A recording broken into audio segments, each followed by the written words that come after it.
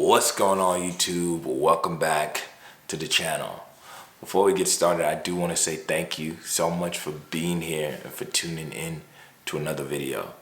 You literally could have been doing anything, but you chose to spend a few moments with me, and I do appreciate it. Welcome to my home. I'd ask that you go ahead and like this video right now. It does push this video out to more people that need this type of content and that have questions around relationships and breakup. I do appreciate you for that. Also, subscribe to the channel right now so you can join the family. It's growing, and I'm truly thankful for each and every one of you that leaves comments and tell me what you're going through and your perspective. Thank you so much.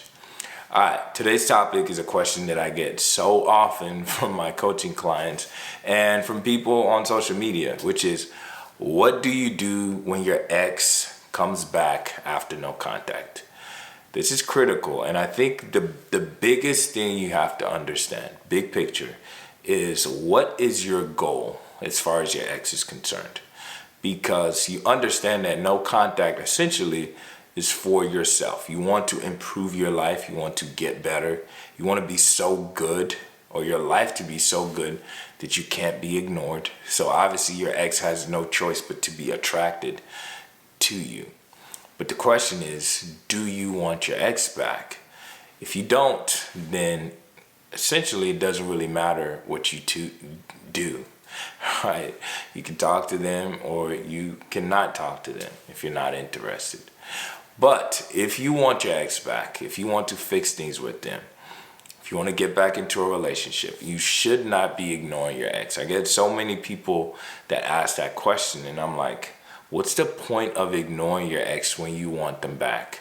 No contact is not about punishing your ex. It's not about inflicting pain on them. Even though it's the pain that makes them come back, this is more of a self-inflicted pain. They chose to walk away. They chose to leave you and the relationship, and so they must suffer the consequences.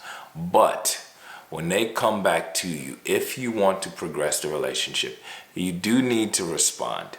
But how you respond is the most important thing. You must not go back to chasing your ex. That's just unacceptable. So just because they text you once or twice, you don't go back to professing your love and telling them how much you care and how much you want to fix the relationship. They have to earn that. Think about it like your ex has broken your trust in a way. You can't feel safe and secure with them with your heart. So they have to work to earn that side of you. So you will respond and you will be less invested in the conversation than they are. So what does that look like? You're taking a little longer to respond to your ex, all right? Because you're busy working out at work, hanging out with your friends, right? Your responses need to be to the point, matter of fact, but polite. I'm not asking you to be a cold fish, to send one word or two words. You need to be polite, but keep the responses as short as possible. All right? And it's okay if the conversation dies, like your ex does not ask you a question, does not ask to see you. Some texts do not necessarily require a response. So don't always feel the urge to have to say something to keep the conversation going. So when your ex texts you that first time, likely they're just testing the water. They want to see where you're at. So respond, but I would say in about 2 to 3 texts, you need to figure out what your ex's intentions are. If they're not trying to get together, if they're not trying to fix things or basically saying positive things, you need to try to lead the conversation as politely as possible. Just say, hey, it's really great to hear from you. It's really great to catch up, but I'm busy. I need to get back to work, or I need to get into a meeting, or I'm out with friends. Keep in touch, right? So you want to leave the door open so they're comfortable reaching out to you. And they will. A lot of times they will. All right. Now the second time, if they reach out to you again, some exes tend to dither. Like they're clearly interested, right? But they don't have the guts or confidence to go for it. This is where if your ex texts you after 1 to 3 texts, they haven't initiated a get-together, you can help them along. Some people are going to disagree with this, but you do not want your ex to have unlimited access to you anyway. So you want to prevent the constant back and forth, but you want to encourage spending time in person. So you can say, hey, I'm busy right now. I'm about to walk into a meeting, but what are you doing this Saturday? Let's get together for drinks and see what they say. You need to keep it as casual as possible. It needs to feel like you're not trying to force them to do anything. And then you can take things from there. That's the goal.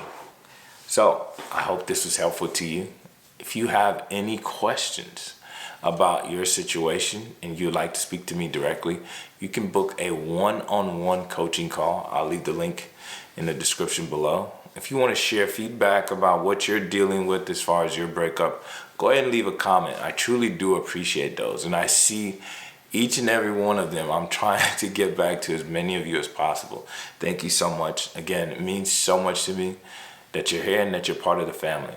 If you haven't already, go ahead and like this video, subscribe to the channel, and hit the bell so you don't miss any of my videos. Also, follow me on social media. I have Instagram and TikTok. They're all Blackademic, BLACADEMIC, Blackademic. I look forward to talking to you in person, over the phone, on Zoom, or I'll continue to talk to you in the comments. Thank you so much. I'll catch you in the next video. Peace.